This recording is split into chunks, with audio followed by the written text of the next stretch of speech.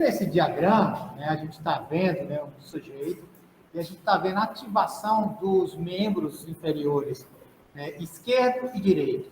Então, basicamente, o que a gente observa durante, né, o deslocamento, a locomoção do sujeito? A gente está vendo um comportamento rítmico alternante entre os dois membros, o direito e o esquerdo. É um comportamento que, na verdade, a gente diz que ele é preservado dentro do reino animal. É a forma como todos nós que usamos membros vamos se deslocar, seja um, dois ou, né, dezenas, né, de membros. E o que vai mudar, basicamente, durante o processo evolutivo são mudanças que membros você vai utilizar. Algumas espécies usam vários, outras 4. Para nós, seres humanos, usamos basicamente 2 fibras, embora os membros superiores também tenham, né, uma contribuição na locomoção, principalmente relacionada com o equilíbrio. Então, vamos discutir como é que ocorre a locomoção. Esse que é o ponto-chave agora. Então, para falar em locomoção, e aí nós vamos falar do ser humano, que é o que nos interessa, já que estamos, né, falando da medicina, né? Então nós vamos estudar, né, o ser humano, e aí a primeira coisa é a postura. E a postura, basicamente, é um mecanismo de resposta a uma força física que existe na Terra, né? Qualquer objeto, é claro, mas para a gente, o que vai influenciar é a força que existe na Terra, que nós chamamos de gravidade. Então, aqui eu tenho um sujeito, né, que está representado. Eu vou ter forças nesses sentidos, que são forças de reação, porque o sujeito está aqui sob, né, uma influência da gravidade, nesse sentido, e aí eu tenho uma reação, né, aqui do solo. E isso, né, vai me levar àquilo que eu vou chamar, né, o centro de massa, que vai estar aproximadamente localizado aqui ao nível da cintura do sujeito, né, e isso vai depender, é claro, da pressão que o sujeito vai exercer aqui sobre, né, o solo, sempre sabendo que ele vai ter, né, uma resposta.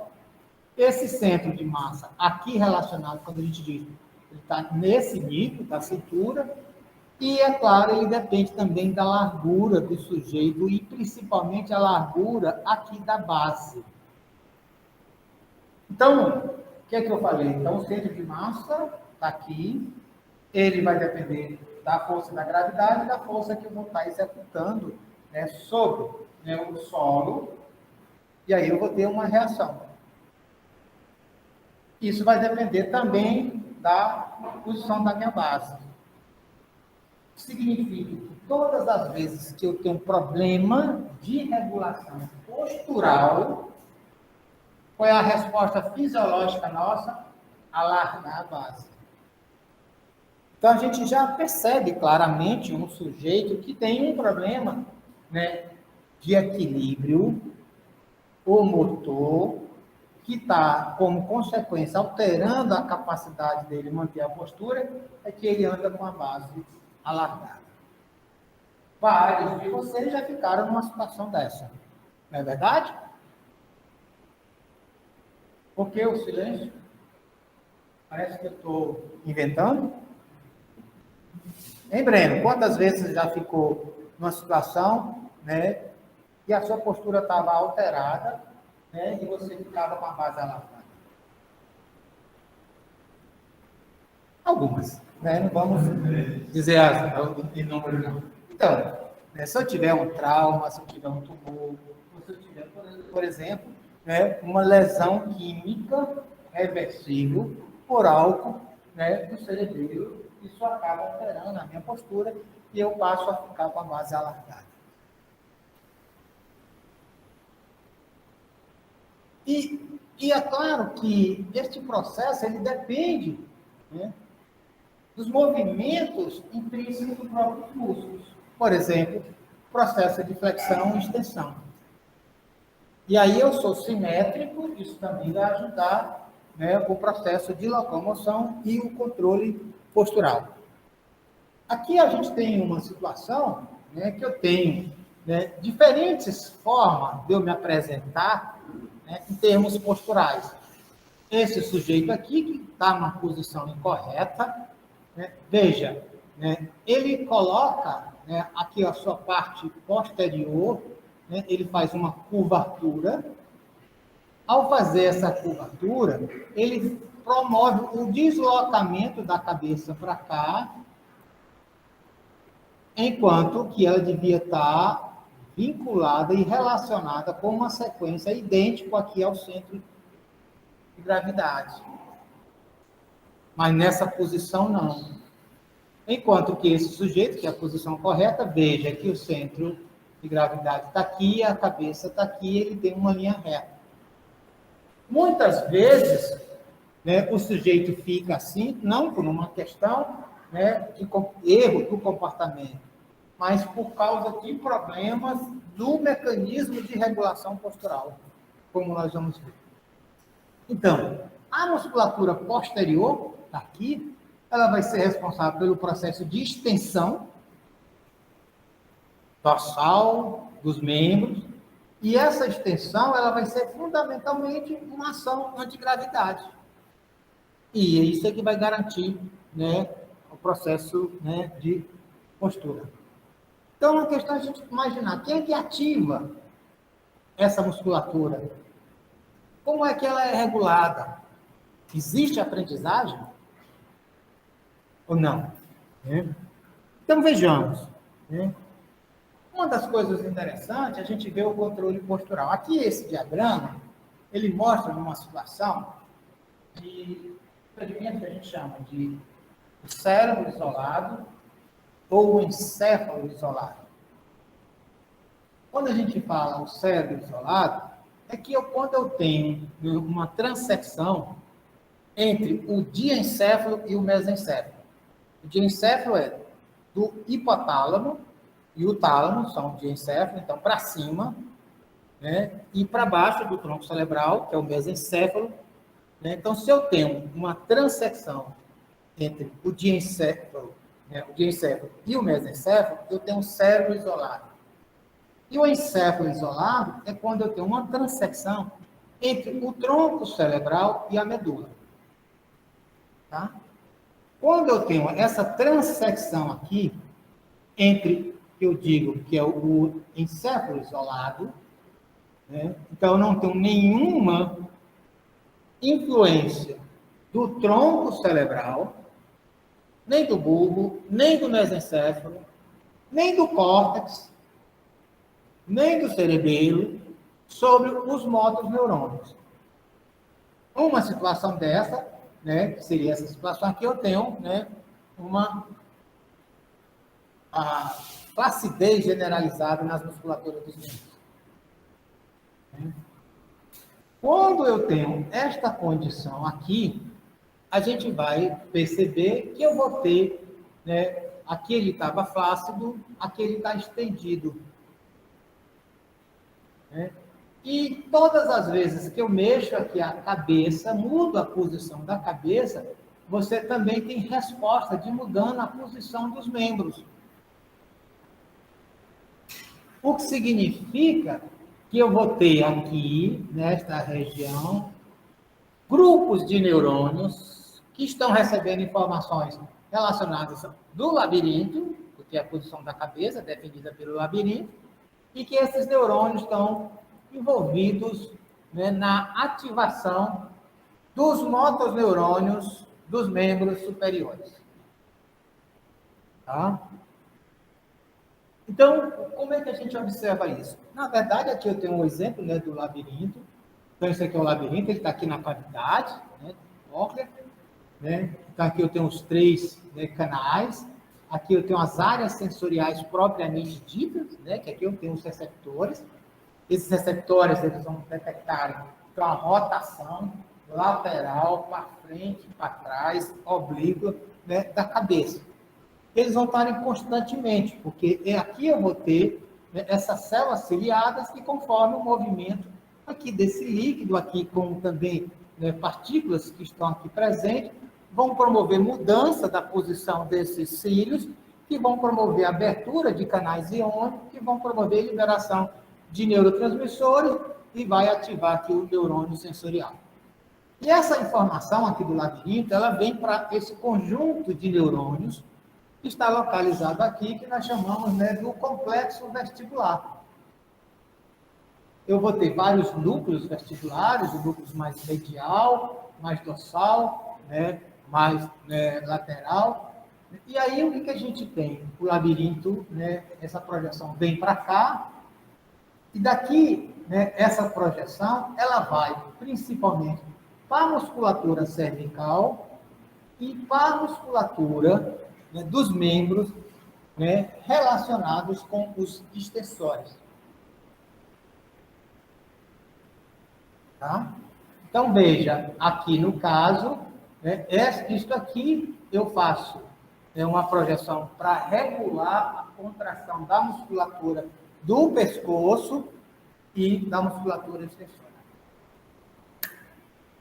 Alguém aqui, por acaso, ou alguém aí que está assistindo a aula remotamente, já caiu de bicicleta? Várias pessoas. Como é seu nome? Camila. Camila, o que foi que você se machucou quando você caiu de bicicleta? Braço, né? Que você levantou assim as mãos. Veja, quando a gente cai de bicicleta, por isso que eu sempre oriento. Se você vai andar de bicicleta, use luva. Por quê? Porque na hora que a gente cai por uma bobagem, mesmo a gente não vai se machucar, mas o que a gente faz? É reflexo do labirinto. Com extensão dos membros superiores. E aí vai as mãos. Esse é um mecanismo de defesa, porque não vai cair o corpo, não vai cair as mãos, e eu machuco. Se eu tiver de luva, eu estou protegido. Né? Pelo menos parcialmente. Porque é exatamente isso que ocorre. Tem uma hiperativação, porque é uma mudança brusca aqui no labirinto, certo?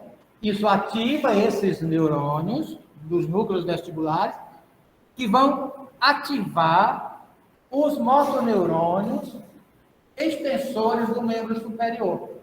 Eu faço esse tipo de motoneurônio. Certo? Agora, veja que coisa interessante, né? Aqui a gente está registrando, né, um experimento, que é o seguinte, aqui o sujeito, né, ele está aqui é o voluntário, ele tem um estímulo, que é um som, certo? Ele tem aqui uma alavanca fixa na parede, e que ele é orientado, né? Então a instrução é, todas as vezes que você ouvir o som, pam, você vai puxar essa alavanca. Sempre que essa alavanca ela é fixa. Então, se eu puxo a alavanca não vem até a mim, o meu corpo vai para lá. Eu estou fazendo contração aqui. Certo? Porque eu vou fazer, né, uma ativação da musculatura do bíceps.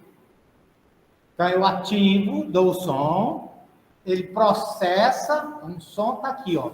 Pam, mais ou menos passa lá 100 milissegundos, 200 milissegundos, que é o processo que eu decodifiquei no ouvido, foi lá no tronco cerebral, subiu, foi no córtex auditivo, foi para a região pré-frontal.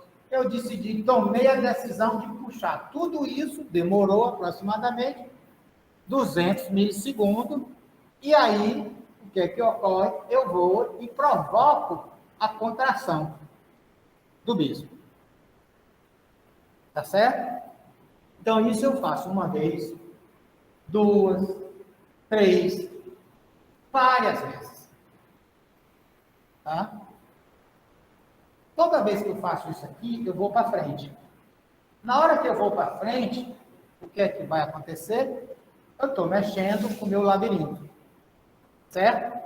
Então, estou fazendo isso aqui, ó. Tá? O labirinto está indo um pouco para frente.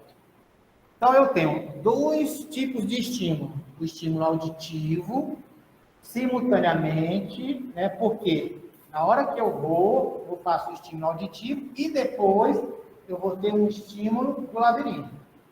Primeiro, estímulo auditivo, puxo, que é o estímulo do labirinto.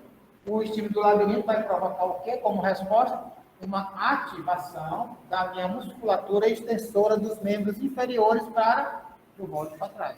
Como é que eu vou voltar para trás? Se eu contrair a minha musculatura, né, posterior, musculatura extensora dos meus membros inferiores, certo?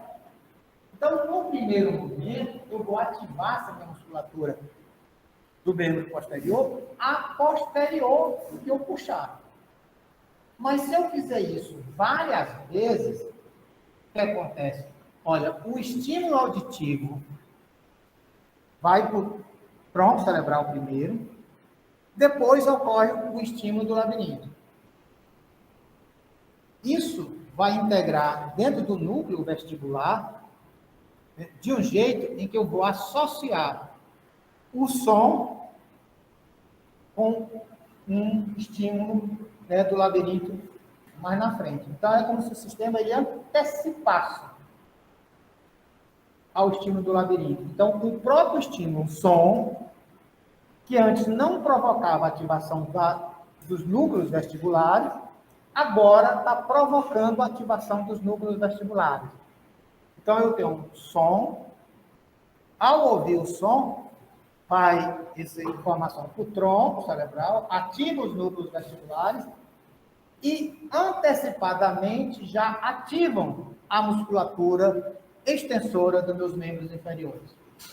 Promovendo o quê? Uma antecipação. Então, quando eu puxar, eu já estou com a minha musculatura dos membros inferiores ativada, né? Para evitar que eu caia para frente. Então, é isso aqui que ocorre. Então, depois que eu fiz várias vezes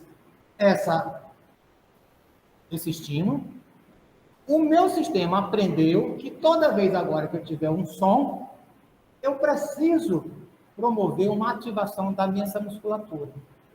Como essa musculatura aqui ela vai ser ativada pelos neurônios no tronco cerebral e não no córtex motor, né, vai ser antecipada. Então, como esses músculos aqui, eles vão ser ativados mais ou menos 200 milissegundos, porque não tem como eu reduzir isso.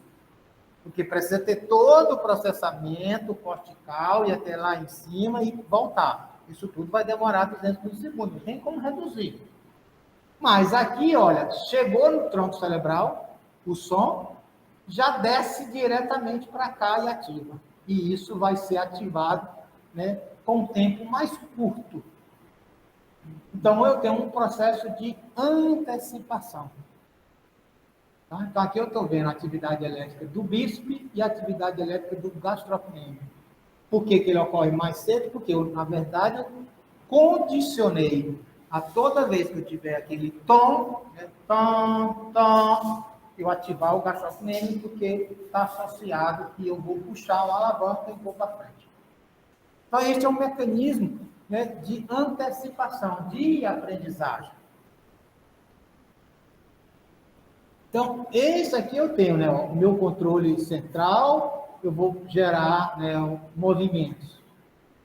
E aí eu promovo uma estabilidade. Essa instabilidade vai fazer o quê? Promover ajuste postural, o mecanismo de retroalimentação. Mas, por mecanismo de antecipação, esses ajustes posturais podem acontecer já antes dos movimentos dos membros. Então, é exatamente isso que a gente vai aprendendo ao longo daquilo que nós chamamos de memória. É desenvolvendo esses circuitos de antecipação. Então, enquanto a gente está dirigindo, aprendendo, por exemplo, a dirigir, a gente precisa, né, ter várias coisas, né, automaticamente para realizar. Puxar, uma alavanca, pisar no freio, embreagem. Com o tempo, durante o processo de aprendizagem, a gente vai colocando isso tudo de uma forma automática. Um já antecipa o outro. Eu não preciso mais pensar que eu preciso apertar a embreagem, né, para passar a marcha. Isso já está automatizado. Eu já tomo a decisão de mudar a marcha e o pé já vai automaticamente para a embreagem. Então, o nosso aprendizado de movimento faz parte disso. né, desse processo de locomoção e dos ajustes posturais. Então, quem são aquilo que nós vamos chamar do sistema, né, que vai promover a locomoção em si? Então, a gente tem o quê? Nosso córtex motor, que é onde vai estar o nosso neurônio, o motor superior, certo? Mas essa região, eu estou recebendo informações visuais, tá? Essas informações do córtex motor, ela vai diretamente para a musculatura, né? Para o motoneurônio, e esse motoneurônio ativar a musculatura, mas ela vai também para essa região, né, do tronco cerebral, né, interagir, né, com várias informações. Primeiro, as informações sensoriais, que vão chegar até a medula, ao tronco cerebral, ao cerebelo, que vão promover os ajustes. Então, aqui eu tenho, por exemplo, representando, né, os núcleos da região, né, do núcleo rubro, da formação reticular, do complexo, né, vestibular e etc. Então, uma das coisas importantes desses núcleos é que a gente tem, tanto no tronco cerebral como na medula, aquilo que nós chamamos de padrão gerador de movimento. Quem é esse padrão gerador? Na verdade, eu digo que eu tenho um conjunto de neurônios que são responsáveis por gerar um ritmo. Então, quando esses neurônios eles são ativados, né, eles vão ativar um conjunto de neurônios que ativa esse conjunto de neurônios motores e gera o padrão motor. Quem é que vai ativar isso aqui tudo? São sinais superiores. É o córtex. Então, quando eu vou fazer uma locomoção, eu vou me deslocar no ambiente, meu córtex vai promover uma ativação do padrão gerador de movimento dos meus membros inferiores. E eu vou fazer, né, esse movimento rítmico de alternância. Se eu decido fazer este movimento de pronação e supinação da mão, eu estou apenas com o meu córtex ativando, né, os circuitos, né, que tem na minha medula, que ativam, né, esse circuito gerador de ritmo, que vai ativar os motoneurônios responsáveis pela pronação, né, e supinação. E isso vai gerar. Este também comportamento ele pode ser desencadeado por sinais aferentes. E isso gera diversos reflexos. Por exemplo, o reflexo da tosse, o reflexo da deglutição. Né? Veja, quando eu estou comendo, eu pego o alimento, coloco na boca. Então, eu inicio um movimento de mastigação voluntária, começo a mastigar, né? Então eu estou triturando, rasgando, quebrando, né, o alimento que está dentro da cavidade oral. Com a língua, eu estou circulando esse alimento, estou detectando, né, tanto pela língua como pela a minha parte, né, sensitiva, né, do palato, da faringe, etc. E isso vai fazer com que eu desloque o alimento para a região posterior, gerando uma ativação de uma cadeia de gerador de ritmo, que é a deglutição. E daí, né, todo o ritmo que já fica autônomo pelo esôfago, que tem os movimentos intrínsecos, né, da musculatura esofágica.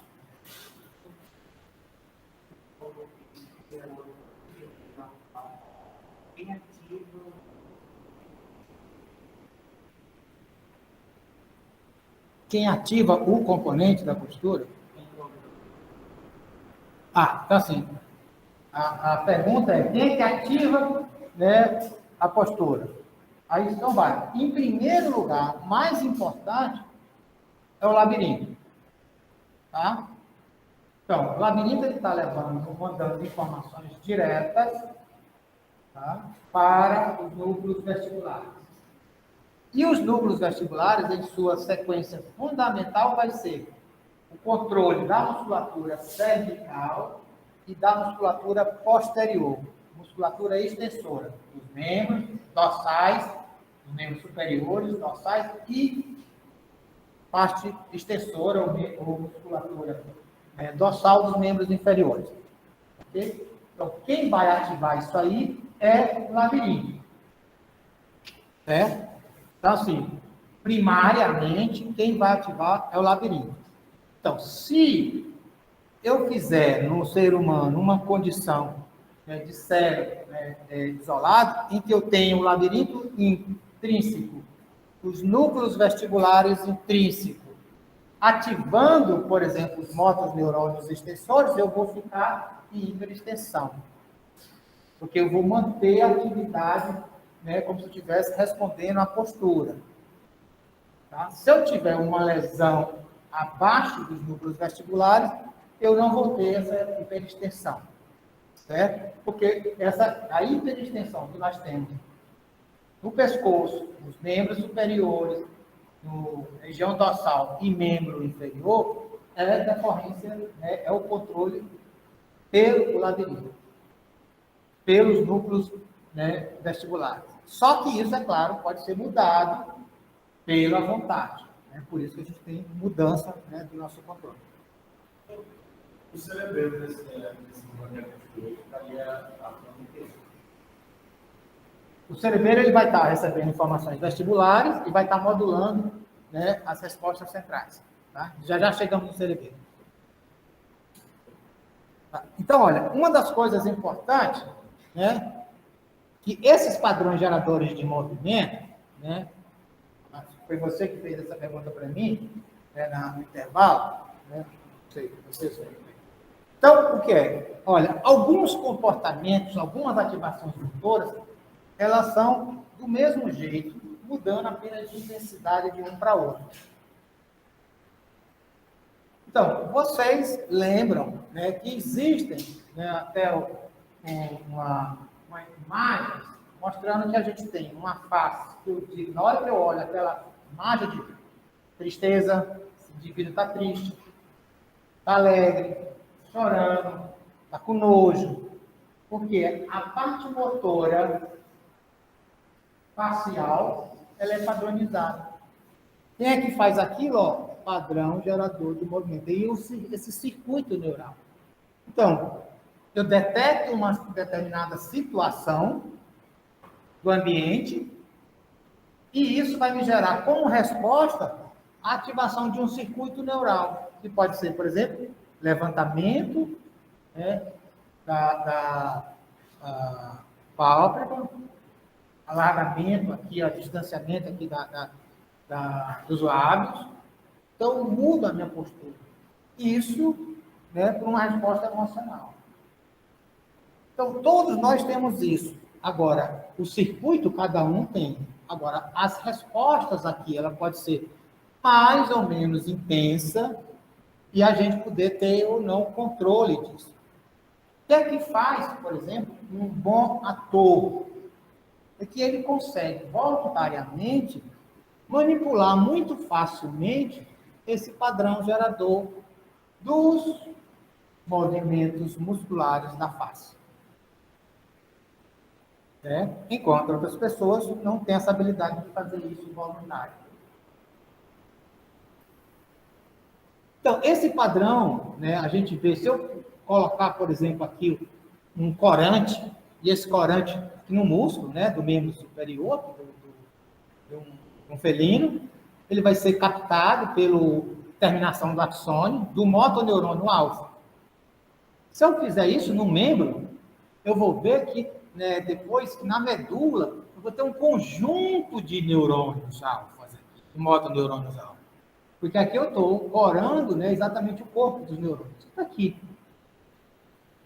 Certo? Então, veja que eu tenho uma organização grande. Então, aqui eu estaria um conjunto de neurônios. A gente tem, na medula, essa tumescência cervical e lombar, que é exatamente o conjunto dos motoneurônios dos membros superiores e dos membros inferiores. A distribuição dos módulos neurônios para os membros, ela tem uma organização topográfica, mais lateral os músculos distais, mais medial os músculos mais proximais. Tá? E aí os padrões geradores são vários, né? Eu tenho o padrão da locomoção dos membros inferiores, eu tenho um dos membros superiores, eu tenho os neurônios. Quando eu falo isso aqui, em amarelo, é que eu tenho um conjunto de neurônios aqui, um circuito de neurônios, quando eu ativo aquilo, que vai gerar esse movimento. Aqui eu tenho, por exemplo, dos movimentos de rotação dos olhos, movimento de deglutição, de tosse, da respiração. Certo? São movimentos rítmicos. Eu já tenho aquele grupo de neurônios ali. Se eu estimular aqui, eu desencadeio, né, o movimento. Então, a respiração é um exemplo muito importante da gente entender. Ou seja, eu estou respirando como? Pelo meu sistema, meu neurônio, padrão gerador de movimento, né, no tronco cerebral, que promove a ativação dos músculos expiratórios, inspiratório, expiratório, inspiratório. E assim eu vou respirando. Voluntariamente eu posso fazer essa modulação, posso fazer mais rápido, mais forte, mais profundo, mais lento, mas eu jamais consigo ter um controle total e parar, né, a minha respiração até eu morrer. Ninguém se suicida fazendo isso. Vou parar de respirar. Tem que fazer outra coisa a mais. Né? Por exemplo, tomar uma substância que pare esses neurônios aqui, esse padrão gerador de movimento. Certo? Então, por ter esse padrão gerador de movimento, né, permite com que a gente faça estratégias terapêuticas para ajudar os nossos pacientes. Que é isso que a medicina faz. O que é que a medicina faz? Dá melhor condição de vida para as pessoas. Muitas vezes a gente consegue eliminar, né, a doença. Muitas vezes a gente não consegue eliminar a doença, mas a gente consegue dar melhor qualidade de vida. Então, aqui eu tenho sujeitos que têm lesões medulares, mas ele ainda tem o padrão gerador de movimento intrínseco. Então, isso aqui são aparelhos. Né? Aqui está o exemplo do aparelho. Então, aqui o indivíduo ele é mantido, né, em pé. Então, veja, isso aqui, ele está aqui vestido num colete, e passa aqui por baixo, segura, e isso tira o efeito da gravidade. Então, quem está segurando o corpo é aqui. Então, esse peso aqui, eu vou contrabalancear o que é necessário, conforme o peso do sujeito, conforme a lesão que ele tem. E aqui eu tenho a esteira, que vai fazer o movimento, que vai fazer os estímulos sensoriais no membro, para gerar a ativação do padrão gerador de movimento. Então, isso aqui é o sujeito, aqui é um desenho esquemático, tá? Eu tenho aqui um monitor que ele está vendo uma situação, como se ele estivesse, né, fazendo a locomoção, porque aqui eu estou tendo o quê? Né, uma retroalimentação sensorial, né, cortical, mas que isso não está um efeito direto, porque o efeito está vindo daqui. Então, isso aqui, ó, está aqui o sujeito seguro na posição, do mesmo jeito, tá? Aqui, por exemplo, né, é um exemplo de um ambiente bastante já organizado, bem amplo. Olha o tamanho dessa tela, uma tela tridimensional. Né? Hoje a gente usa uma tela assim ou usa, por exemplo, né, um óculos de realidade virtual. Né? Aqui o sujeito está se locomovendo aqui e ele está seguro aqui. Olha, veja o que é que ocorre. Quando eu tenho uma transecção medular, se eu não tiver uma ativação do motoneurônio, não vai ter ativação do músculo estriado esquelético. Quando eu não tenho ativação do músculo estriado esquelético, o que é que ocorre? Atrofia do membro. E eu não quero que atrofie o membro, porque se atrofiar o músculo, o retorno venoso vai ser prejudicado. Eu vou ter o prejuízo do retorno venoso, alterações cardiovasculares, alterações periféricas, tanto na pele como nas estruturas, né, ósseas e músculo, que podem gerar facilmente processos de infecção. Então, eu preciso manter essa atividade. E é diferente para o sujeito que está aqui, ele está vendo, ele está se sentindo como se ele estivesse andando, embora ele não tenha o controle total do andar, porque o movimento das pernas está sendo puramente pelo padrão gerador de movimento. É o corpo dele que está fazendo isso, porque é o estímulo sensorial que faz. E ele faz esse movimento de uma forma brilhante. Você vê os pacientes, né, depois que eles são submetidos a esse tipo de terapia, né, eles ficam assim encantados. Porque, é claro, ele está se sentindo quase que andando, embora ele não consiga.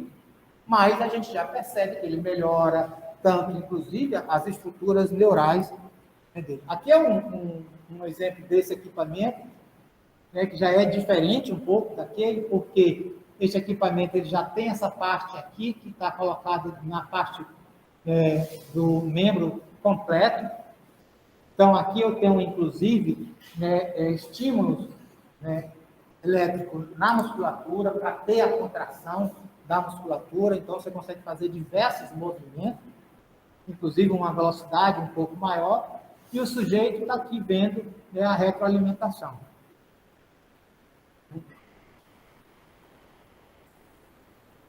Veja, aqui, né, é um grau, né, um trabalho já bastante, né, antigo, né, já recente. Eu tenho aqui, né, uma classificação sobre a capacidade de locomoção do sujeito. Que aqui eu digo quando ele é dependente, quando eu tenho um grau 0, 1 e 2, ou quando ele não é dependente, 3 e 4 e 5. E aqui são os sujeitos, antes deles serem submetidos à terapia por um membro, por um equipamento como esse, e aqui após, né, eles serem colocados. E cada número desse é a proporção de sujeitos, né? Então, o que a gente observa é que antes do tratamento, né, você tinha muito mais gente, né, com essa escala, que ele era muito dependente, né, que aqui está a escala funcional, né, 0, 1, 0, ele não faz movimento, ele tem, né, tons lá embaixo e tal, aqui ele tem uma pouca possibilidade de locomover. Então, com o treinamento, né, após a terapia, olha, melhorou, os sujeitos passaram, agora eu tenho predominância dos sujeitos aqui. E, né, uma avaliação depois de um ano, olha, continua tendo sujeitos melhores, né, avaliação da capacidade de locomoção. Esse tipo de equipamento a gente tem aqui no Rio Grande do Norte. Na unidade, né, de saúde Anita Garibaldi, que é localizada aqui no município, né, de Macaíba, que é uma gestão do Instituto Santos Dumont, no qual tem a participação do professor Miguel de Coleres e a universidade, né, quem é o coordenador lá, inclusive, é um professor aqui da universidade, o professor Reginaldo. Vocês vão ter a oportunidade, inclusive, de fazer estágio lá, né, internato, vocês passam por lá, e vocês vão ver, né, esse sistema, né, de quanto o pessoal está trabalhando em termos de recuperação, né, de movimento com pacientes com lesões medulares. Isso aqui é um exemplo, né, do aparelho, né, que o Miguel usou, né, nesse voluntário, lá aqui durante, né, a abertura da Copa do Mundo, né, que é só para chamar atenção, mas o mais importante é o quanto que esses tipos de equipamento permitem fazer uma terapia e melhorar as funções do sujeito. É claro que as lesões são diferentes. Quanto menor a lesão, melhor a recuperação. Quanto mais grave a lesão, mais difícil, né, a recuperação. Então, o que a gente diga? Mas aí, nessa recuperação, ela seria uma eliminação do SNC? Não. Não. Aí, assim, mais ou menos, entre aspas, né? Não vou dizer que é não. Então, imagine, né, a pergunta aqui do Tiago é se esse tipo de recuperação você tem regeneração do sistema nervoso central. Sim e não. Eu vou já explicar isso com calma. Então, eu vou só mostrar esses 3 modelos aqui, né? São modelos do padrão gerador de movimento. Então, o modelo simples é que eu tenha neurônios responsáveis por neurônios oscilatórios, né?